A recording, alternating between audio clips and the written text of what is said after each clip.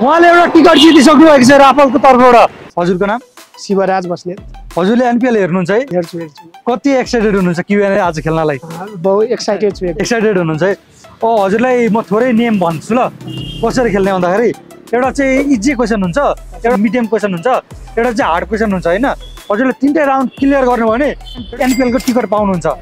Clear गर्नु भएन भने एउटा गिफ्ट पाउनुहुन्छ हजुरले। ल सुरु गरौँ ल हामीले। अब योपालि एनपिएलको चाहिँ सिजन 2 मा चाहिँ कतिवटा टिम चाहिँ सहभागी हुँदै हुनुहुन्छ?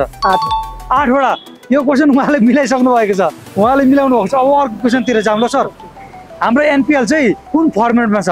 जस्तो कि ओडिआई हुन्छ, टी20 फर्मेटमा छ। उहाँले त्यो पनि मिलाइसक्नु भएको छ।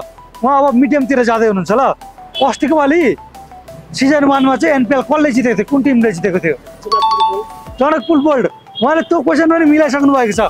अब हजुर फाइनल राउन्डतिर जाँदै हुनुहुन्छ। ल कतिको एक्साइटेड हुनुहुन्छ हजुर? धेरै हुनुहुन्छ है। ल हजुरलाई फाइनल क्वेसन म सोध्छु ल। हाम्रो एनपिएलको चाहिँ टाइटल स्पोन्सर को हो? सिद्धार्थ ब्याङ्क। उहाँले एउटा टिकट जितिसक्नु भएको छ राफलको तर्फबाट। उहाँले चाहिँ एउटा टिकट जितिसक्नु भएको छ। यो चाहिँ हजुरलाई टिकट हो राफल्सको तर्फबाट। कतिको खुसी हुनुहुन्छ टिकट जितेर? भोलि जानुहुन्छ त गेम हेरेर? भोलिको टिकट हो यो। जानुहुन्छ है?